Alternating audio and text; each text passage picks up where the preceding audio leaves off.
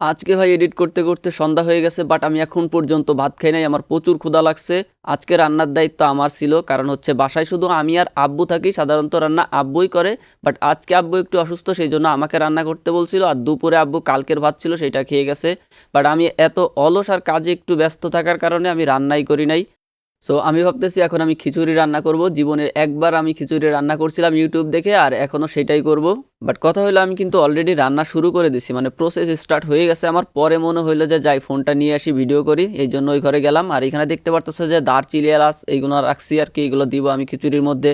এখানে চাল ডাল অলরেডি ধোয়া হয়ে গেছে, মরিচ কাটতেছিলাম, তখন গিয়ে হলো আমার মনে আসলো। এমনিতে আমি তেমন কোনো রান্না করতে পারি না, বাট ইউটিউব ভিডিও দেখলে সবই পারি, সো প্যারা নাই, চিল। যাই হোক ভাই, চলো তাড়াতাড়ি মরিচটা কেটে ফেলি, কারণ এটাতে লেট করলে আমার আবার হাত জ্বলে, এটা হচ্ছে সমস্যা। ওকে, সো দেখতে পারতেছো সবকিছু কিন্তু রেডি হয়ে গেছে। এক হাত দিয়ে আমার ভাই ফোন ধরে আবার এগুলো করতে সমস্যা হচ্ছে, বাট ইটস ওকে। এবার হচ্ছে আমার শুধু লবণ দিতে হবে। এখন ইউটিউবে যেভাবে লবণ দিতে কইছে ওইভাবে দিয়ে তো আমি বুঝাইতে পারবো না, মানে আমি নিজেও বুঝতে পারবো না। সো এখানে আমি আন্দাজ মতন লবণ দিতেছি, আই ডোন্ট নো বেশি হবে নাকি কম হবে। বাট আমার মনে হয় যে আমার আন্দাজ খুব একটা খারাপ না। এর আগে একবার ইউটিউব দেখে বিরিয়ানি রান্না করছিলাম, সেই হয়েছিল। সো আমার নিজের প্রতি একটা আত্মবিশ্বাস আছে, আগে ঢক করে লবণ দিয়ে নই। এইবারে জাস্ট এইখানে তেল দিয়ে দিতে হবে আন্দাজ মতন, এইটাও ভাই, কারণ সঠিক ম্যাপ তো আমি নিজেও জানি না। আর তেল বেশি কম হইলে মনে হয় সমস্যাও হয় না, সো প্যারা নাই, চিল। এবারে এই সব কিছু ভালো করে মাখাইতে হবে। তোমরা যারা খিচুড়ি রান্না করতে না পারো, আমার মতন এক্সপার্টের কাছ থেকে শিখে নিতে পারো। অবশ্য পরবর্তীতে খাইতে না পারলে সেটা আবার আমার দোষ না। সব কিছু হয়ে গেছে। আর যেহেতু এক হাত দিয়ে সব কিছু দেখাইতে পারতেছিলাম না, এটার ভিতরে আমি পরিমাণ মতন পানি দিয়ে দিছি জাস্ট। আর এখন এটারে রাইস কুকারে বসাই দিব, সিম্পল ভাই। আচ্ছা, আমি রাইস কুকারে বসাই দিছি, চলো এটাতে লাইন দিয়ে দেই। আর বলছে যে এইভাবে 20 মিনিট রাখতে হবে, এরপর এটা একটু নাড়াচাড়া দিয়ে দিতে হবে। লেটস সি কি হয়। ভাই আমি বলছিলাম না যে মরিচ কাটলে আমার হাত জ্বলে, সেই যা তাই ভাই, আমার হাত জ্বলা শুরু করছে। এই জন্য এখন সাবান নিয়ে যাইতেছি কলে, যাতে হাতটা ধুইতে পারি। তাতে কোনো মতে হয়তো বা কমবে, সাথে সাথে তো কমবে না, বাট কিছু করার নাই। এখন আমি জানি না মরিচ কাটলে কেন আমার হাত জ্বলে।